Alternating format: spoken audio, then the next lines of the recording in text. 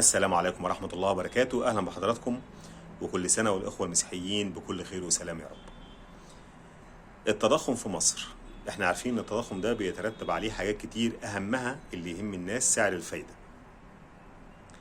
التضخم في مصر وصل تقريبا 38%. دي كان قمته من كام شهر فاتوا. المهم الشهر اللي فات في شهر مارس تراجع ل 33.3%، تراجع من قمته يعني. طيب التوقعات كلها ماشية اليومين دول من مؤسسات عالمية، مش بنتكلم عن أي حد في مصر خالص، في سكة إن مصر داخلة على تباطؤ في معدل التضخم. يا رب دايما نتمنى ده. صندوق النقد الدولي قال إن هو بيتوقع تراجع تدريجي لمعدل التضخم في مصر، وإنه هيوصل في العام المقبل 2025 ل 25.7%. وكالة فيتش قالت أو توقعت إن معدل التضخم في مصر يوصل ل 12.3% في يونيو 2025. هقول لك أنا بقول الكلام ده ليه دلوقتي. طيب رويترز النهارده مطلعة تقرير عاملة أو جايبة توقعات من 17 محلل اقتصادي. متوسط الرقم اللي هم اعلنوا له التضخم في مصر انه هينزل في ابريل اللي احنا فيه ده ل 32.8% بدل 33.3% اللي هو كان عليها في مارس اللي فات. لكن رويترز قالت لك ايه؟ قالت لك لكن مش كل ال 17 اتفقوا ان هيحصل تضخم او تراجع للتضخم في مصر. ده متوسط الرقم اللي هم توقعوه، لكن في ناس قالت لك من ضمن ال 17 بعد زيادة سعر الوقود في مصر في 22 مارس اللي فات بنسبة 9% لحد 21%، بنتوقع ده بعضهم بنتوقع ان معدل التضخم في مصر يزيد ل 34% مش يقل. ده بعضهم قال كده، لكن الغالبية شايفين ان هو هينخفض. انا عن نفسي اعوذ بالله من كلمة انا، شايف ان في اسعار تراجعت بالفعل الفترة اللي فاتت.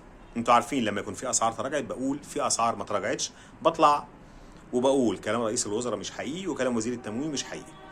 لكن المرة دي الصراحة انا شايف ان في حاجات تراجعت. في حاجات في الخضار تراجعت كتير. في حاجات الزيوت مثلا زي ما طلعت وقلت وزير التموين كلامك مش حقيقي، ولتر الزيت اللي بتقول عليه ب 65 جنيه اللتر ده مش لتر، ده 700 مللي، واللتر ده بحاجة و80 جنيه. لا بالفعل انا شفت دلوقتي اللتر الزيت، اللتر مش ال 700 مللي وصل ل 65 جنيه، ال 700 مللي وصلت ل 40 جنيه او حاجه 42 43 في الرينج ده. الالبان في بعض الانخفاض، الدواجن انخفضت، اللحوم ما انخفضتش او انخفضت بنسب بسيطه جدا وفي مناطق معينه، لكن كمجمل في تباطؤ او تراجع شويه في الاسعار. دي حاجه ملحوظه بالنسبه لي. طيب نربط الكلام ده، تراجع الاسعار اللي انا شايفه من وجهه نظري، مع كلام المؤسسات الدوليه ان في تراجع في التضخم في مصر. لكن برضو ما ننساش حاجه مهمه، الناس اللي بتقول لك طب اسعار الوقود اللي ارتفعت الفتره اللي فاتت مصر او الحكومه رفعتها بنسبه 9% لحد 21%، ما هو ده هيخلي التضخم يزيد.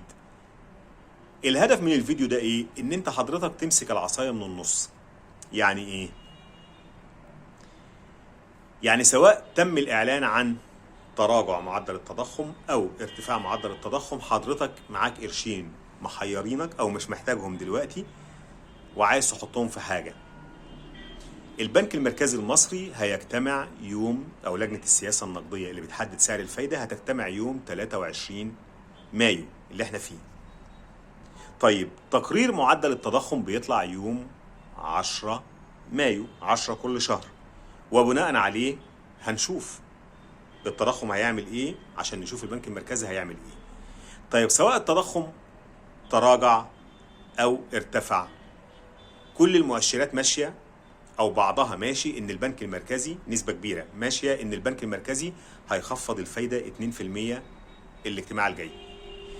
في جانب تاني يقول لك لا، والرايين على فكره صح كوجهات نظر صح، يقول لك لا البنك المركزي عشان يحارب التضخم اكتر ويخف السيوله اللي في ايد الناس اكتر، فممكن جدا ان هو يروح رافع سعر الفايده، حتى لو احنا شايفين ان اسعار السلع تراجعت الى حد ما، لكن هو كده ايه، عايز يقضي على التضخم خلاص، عايز يعني يخفضه كمان وكمان، فيعمل ايه؟ يرفع سعر الفايده، فحضرتك تروح تحط الفلوس في البنوك بدل ما تروح تشتري بقى سلعه، فالاقبال على السلع يقل، فاسعار السلع تزيد، لان التجار والمنتجين هيلاقي ان الاقبال قل على المنتج بتاعهم فيخفضوا الاسعار.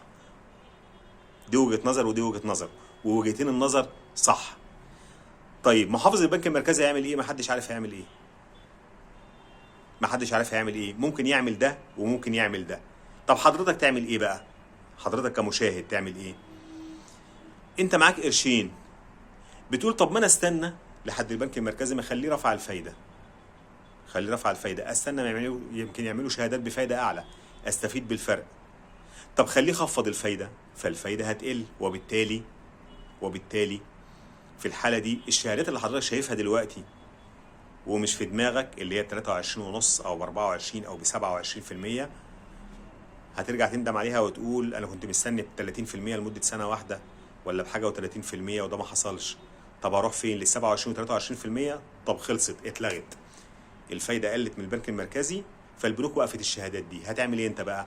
عشان كده نصيحتي ليك، تاخد بيها او ما تاخدش بيها، لك مطلق الحريه، بس انا لو مكانك يعني ممكن اعمل ده، ان انت حضرتك ما تحبسش فلوسك لمده سنه فاكتر. يعني لا تروح لشهادات 3 سنين ولا 5 سنين ولا 10 سنين ولا الكلام ده كله خالص. ومش عايز حد يقول لي طب والشهادات اللي انت اتكلمت عليها بتاع بنك مش عارف مش فاكر والله كان بنك ايه في الفيديو اللي قبل الاخير تقريبا، ما كان على 10 سنين ولا 5 سنين. هقول لك ده كان بيان انا بقوله، بيان البنك بعته لي فانا بقوله، ما نصحتش حد يشتري او ما يشتريش في الشهاده دي. لكن نصيحتي انا لو منك حاليا مش هحبس فلوسي سنه او اكتر من سنه، ولا سنتين ولا 3 ولا 5 ولا 10، ولا هحطهم في اذون خزانه دلوقتي. هحطهم في ايه؟ هحطهم في حساب توفير، عشان تبقى فلوسي قدام عيني انا شايفها في اي وقت عايز اخدها. البنك المركزي مشي مع وجهه النظر الثانيه اللي بتقول ان هو هيشدد لسه في السياسه النقديه بتاعته تاني، وهيرفع الفايده تاني، وبالتالي ممكن تلاقي شهادات بفايده اعلى. خلاص، يبقى انت فلوسك موجوده، ممكن تسحبها لو عايز تسحبها من حساب التوفير، وهتروح عامل بيها الشهاده لو طلعت بسنه واحده، برضو مش اكتر من كده، ما تحبسش فلوسك اكتر من سنه. طيب خفض الفايده، اديك حاطط فلوسك كده في حساب التوفير وبفايده كويسه. افضل حساب توفير حتى الان اللي انا شايفه، انا شفت حاجات كتير حتى بقعد اضحك وانا بقراها، يعني حساب توفير او شهادات حتى ب 20% وب 16% سنويا وب 21%، وحد ادنى مليون جنيه ونص. ليه ده كله؟ ما هو في شهادات افضل منها بكتير، وحد ادنى 1000 جنيه. يعني ايه الفرصه في ده؟ مش عارف. ايا كان، يعني حساب التوفير اللي انا شايفه الافضل حتى الان الصادر عن البنك العربي الافريقي الدولي، وده مش اعلان، انتوا عارفين البنك ده بالذات انا خبطت فيه كتير قبل كده. البنك العربي الافريقي الدولي عامل حساب، اللي يلاقي شهاده او حساب توفير باعلى من كده يبعت لي في التعليقات، يقول لي هتكلم عنه، هجيب تفاصيله وهتكلم عنه، عشان الناس اللي ما تعرفش تعرف. في الاول وفي الاخر خدمه بنقدمها لكل المتابعين. البنك العربي الافريقي الدولي عامل شهاده اسمها جولدن او جولدن بلس، الحد الادنى 500,000. دي مش هتكلم عنها، دي بتوصل العائد بتاعها ل 30% سنوي. دي مش هتكلم عنها، انا هتكلم على الشهاده الحساب التوفير الثاني اللي هو الحد الادنى بتاعه 50,000 جنيه. يعني تقريبا يعني معظم المصريين اللي دماغهم ماشيه في حته الشهادات وحسابات التوفير بتبقى دي يعني حدودهم 50,000 100,000 200,000 في الحدود دي. طيب ايه ميزه الحساب التوفير؟ ميزه حساب التوفير زي ما احنا عارفين ان انت كده حسابك موجود فيه الفلوس، مثلا 100,000 جنيه، انت بتروح البنك تقول لهم انا عايز العائد بتاعي، لا اما هتاخده شهري، ده بيتحسب لك 23% طبعا في السنه مش في الشهر، 23%. يعني انت لو حاطط 100,000 جنيه هتاخد في السنه عليهم 23,000 جنيه، تقسمهم على ال 12 شهر يطلع 1900 في الحدود دي. طيب لو انت اتفقت مع البنك ان انت هتاخد العائد على حساب التوفير بتاعك ده كل شهر، فهيبقى الفايدة 23%. لو كل 3 شهور هيبقى 23.5%. لو كل 6 شهور هيبقى 24%. لو كل سنة هيبقى 25%. انت اللي بتحدد مع البنك. طيب ميزتها زي ما قلت لك، انت عملت فتحت حساب التوفير، حطيت فيه 100,000 جنيه، جيت طول الشهر كده حطيتهم، وجيت قبل ما يتضاف لك فيه العائد بتاعك اخر الشهر كنت سحبت منهم 10,000 جنيه. فالعائد هينزل لك على كام؟ على اقل فلوس موجوده، على اقل فلوس موجوده طول الشهر، اللي هي كام؟ اللي هي 90,000 جنيه. فهينزل لك العائد على 90,000 جنيه. لكن الفلوس كده كده موجوده قدام عينك، عايز تسحبها هتسحبها في اي وقت.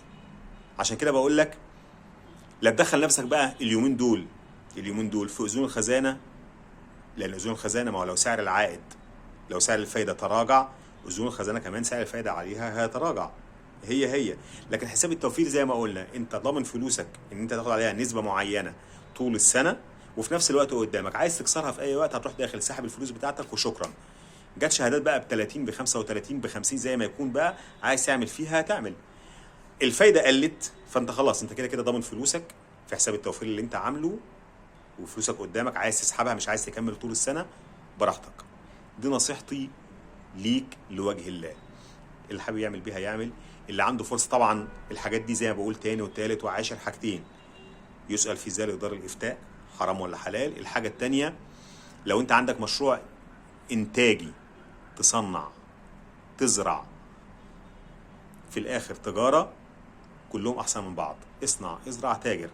لو بتفهم في حاجه من الحاجات دي دوس وتوكل على الله. ده افضل من 100 شهاده، وافضل من الذهب، وافضل من العقار، وافضل من اي حاجه خالص. لكن في ناس كتير زي ما بقول دايما برضو ما عندهاش خبره في اي مشروع، وخلاص هو عايز القرشين يخش له كل شهر ياكل ويشرب بيهم. بس ده كلامي موجه ليه. في النهايه ربنا يكتب لكم الخير جميعا، وتقبلوا تحياتي سمير طنطاوي. السلام عليكم ورحمه الله.